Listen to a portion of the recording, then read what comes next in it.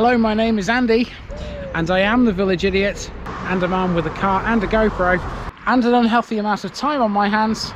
Welcome back to the city of Leeds. Now this morning I'm in a place that's got a very common Yorkshire name, but because it's so common it needed to distinguish itself from all the other places with the same name, and to do that it used this.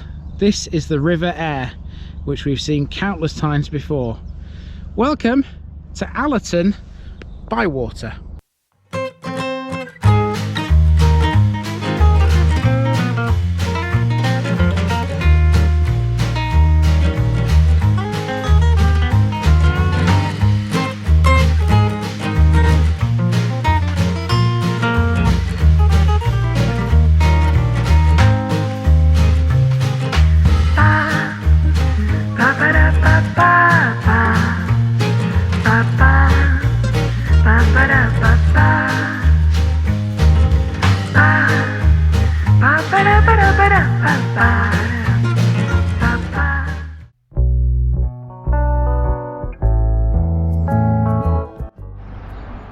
Today we're in Allerton Bywater, which will tie together a few things we've mentioned in both the Great and Little Preston episode and the Ledston episode.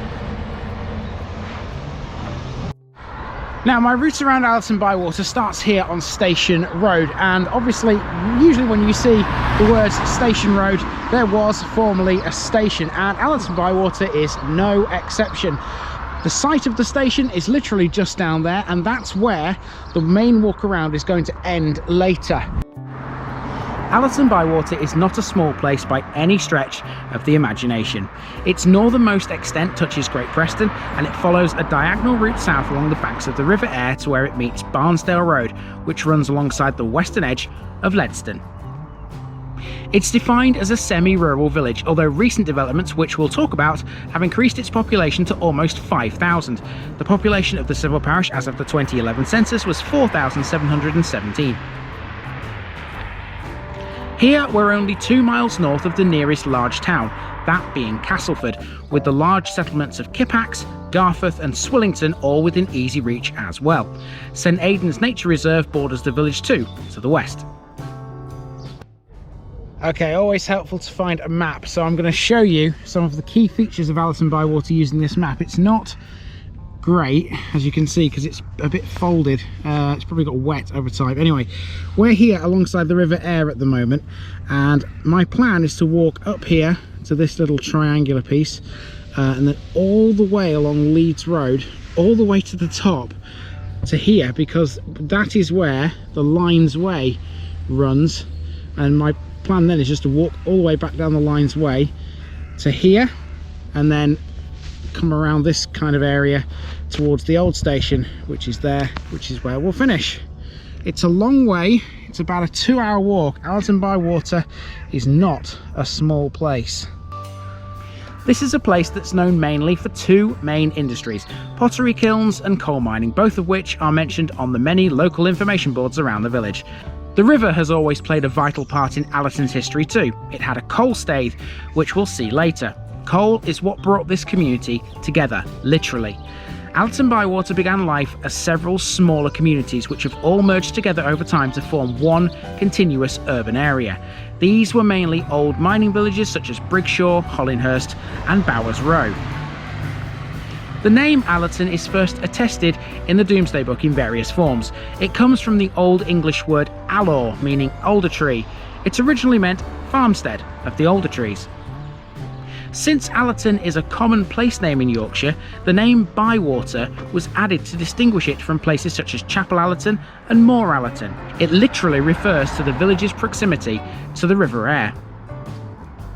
This appellation is first seen in its Latin form in 1258, when it was called Allerton juxta aquam, which translates to Allerton next to water. The name is first recorded in English in 1430 as Allerton by the water.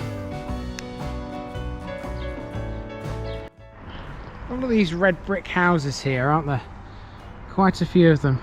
It's amazing how the style of a house can basically tell you what the area used to be. Coal mining in the area can be traced back to the 15th century. In the 17th century, bell pit mining took place in the southeast corner of Hollinghurst Wood. The collieries in the village mined both the shallow Warren House seam and the 140-yard deep Haigh Moor seam.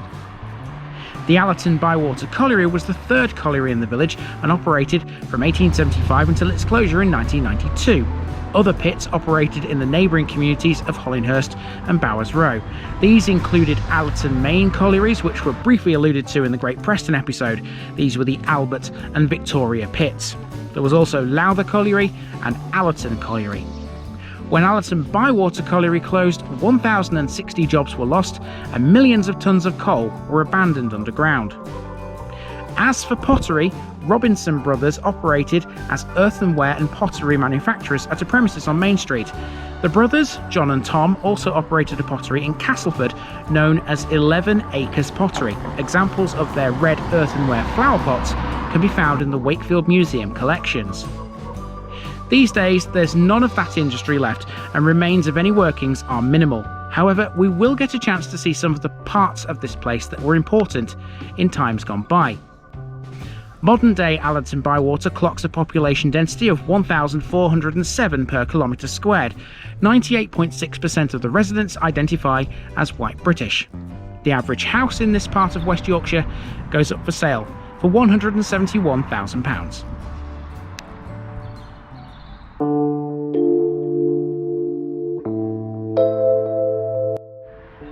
Starting off this section, we have bus routes.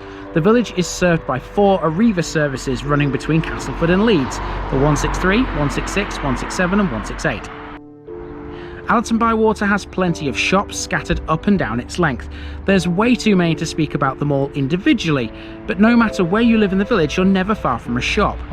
That fact has been bolstered by a recent development known as the Millennium Village, which provides 520 homes and 25,000 square metres of commercial and community space too. Keep in mind, as ever, these are just the amenities I passed on the main walk around. There may be others. As such, the route around the village I took didn't take in Kiln Park, which is where you'll find a brand new Tesco Express as part of it. For now though, here's the rest of Allerton's shops that I did pass.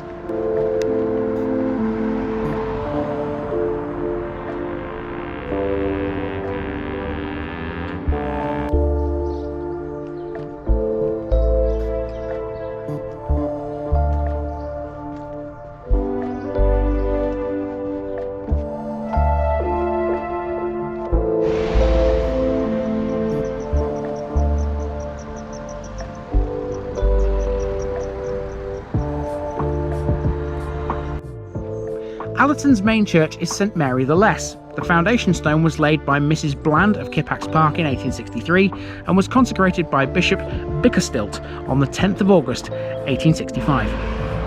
Fun fact for you, Dick Mills, who was a gravedigger here, unearthed Roman coins in the churchyard in 1927. Built of stone, the church is of the early English style, consisting of a chancel with organ chamber, nave, south-facing porch, vestry and open stone belfry containing 1 bell on the west wall. On the outside of the west wall can be seen the remains of a support for a set of 8 carillon bells which were dedicated in June 1920, given by the parishioners by subscription to commemorate the signing of the peace of the First World War. Then we have a Methodist chapel which was opened in 1915. The architects were Garside and Pennington of Castleford and Pontefract, and the building cost £6,250 to build.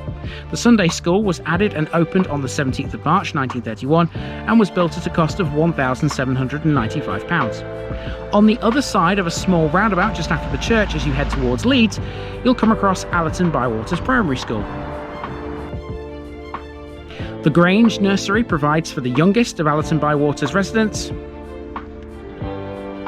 Then we have Brigshaw High School at the northern end, opened in September 1972 with only 3 buildings within the school grounds: the main block, the music block and the sports block. The original main building was destroyed by an arson fire in 2000. It was rebuilt in 2002. It was renamed Silkston after a coal face located underneath the school. Pubs and clubs now. We start with the Boat, a major landmark historically. This is where a ferry over the Aire docked, which carried mine workers who lived over the river in Methley. Then we have the Victoria Hotel, which was built in 1898, standing proudly on Main Street. The only other pub I could find was the Anchor, but Allerton Bywater used to have a fourth one called the Angel, which has since been demolished. It also has a club on the main Leeds Road. This is the Edward VII Working Men's Club. Now, in terms of sports and recreation, first of all, look no further than the main Allerton Bywater Community Sports Club. Here, there are all kinds of leisure pursuits. So there's quite a few things here at the Allerton Bywater Community Sports Ground. Here we go, look. It was a miners' recreation ground. Quite a lot here. So we've got a bowling green, that's this. A multi-use games area, that's that. Tennis courts, which are, where are they? There. Then we've got a cricket pitch, that's that there. Children's playground, which is there. And a pedestrian access, which is there. I'm at the other one. I'm at the other entrance, as it were, the gated entrance on the main road. Along Nineveh Lane, there's a large open area which caught my eye. It turned out to be the rugby club. We are, of course, in West Yorkshire, where rugby is king. That said, there are football clubs here. I passed several banners that were advertising for players for Allerton Bywater's various teams, the main one being Allerton Bywater Miners FC. The local dogs are looked after here too. The Dog Pitch Play Park is an enclosed exercise area for off-the-lead exercise. It can be hired in 30-minute or 1-hour slots, one dog at a time or in small groups. And for those allotment fans, seriously, I will never understand that, regular viewers, here's Allerton Bywater's offering at the end of Bramwell Road.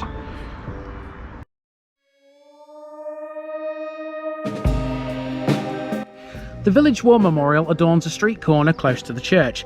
This column of Portland stone is 22 feet high and hexagonal in shape.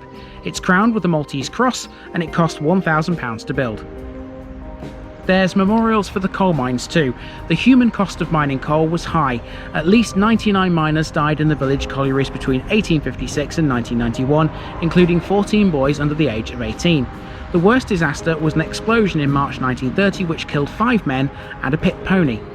At the inquest into the explosion, the jury returned the verdict that the explosion had been the result of methane being ignited by the firing of shot, and that negligence could not be attached to anyone connected. Regardless, it remains Allerton's largest loss of life in its mines and is duly remembered to this day. On a much nicer note, here's a small garden with the letters GHM cleverly sculpted. GHM Garden Services are one of the sponsors of Allerton in Bloom. There's a full list on the Parish Council website. Lechmire Pastures is a low-lying post-industrial site, former colliery land in fact. It's now a mosaic of wetland, bare earth, young woodland, grassland and meadow habitats. The majority of Lechmire Pastures has been landscaped to provide a range of water features. The landscaping involved translocation of soils and vegetation and flood alleviation works as the site is subject to periodic flooding. The most obvious natural landmark is the river, which has been Allerton Bywater's lifeblood for many years, allowing the settlement easy access to river transportation. These sandbags caught my eye. I suspect they're to prevent flooding, as in June 2007, floodwaters swamped Allerton Bywater, resulting in rescues by firefighters and RAF helicopters after torrential rain. Here's the old Staithes Quay. Allerton Bywater welcomes people here with boats to moor up. There are moorings for 7. Not far away is a lime kiln, a nod to Allerton Pottery. A fire at the Pottery in 1888 caused 2 tons of straw to be lost in the blaze, which was caused by a pan of wax boiling over. Now to the Lyons Way bridle path, which runs from Garforth through to Allerton, following the old train track, which we briefly got a look at in Great Preston. This time we're walking a long way, through Allerton in its entirety to where the trail ends. It finishes just short of the site of the former Ledston station. It provides a pleasant route for walkers, joggers and cyclists alike, all of which were seen as I stepped out this final half hour of my walk. Well, this is definitely the most peaceful part of Allerton Bywater that I've come across. To be fair, the village itself is not that busy with traffic. I expected it to be a little bit busier than it actually was. not much traffic past me, if I'm being honest. But yeah, you wouldn't know that you were in an area of a big city here. It just, I mean, if I just shut up talking for a moment, all you can hear is birdsong at this point. How good is that? When it was a railway line, all along its length, it served several collieries in the area. Here's what looks to be a former bridge over the line just south of Brigshaw School. So this is something we could have done within Great Preston. Here you can see a map of the line's way. Now we are there at this junction, and you can see just how far this walking trail goes. That's where Kippax Station was, and this goes all the way up to Garforth. It's a long old path. That junction is Bowers Junction, where a branch of the line led west towards an open cast mine which is now the site of RSPB St Aidan's. There are signs all the way along it too, because on both sides in places are sheer sided drops and rather unpleasant looking scrubland. I stumbled across this part way down the track, a rather nice memorial to a local man in a small recess to the left. And after a nice pleasant walk along it, we come to the end, or indeed the start if you were going the other way, marked by this fabulous entrance gate. After walking through the Millennium Village, the brand new development, we find the site of Ledston railway station. It's where these trees are between the new rows of houses.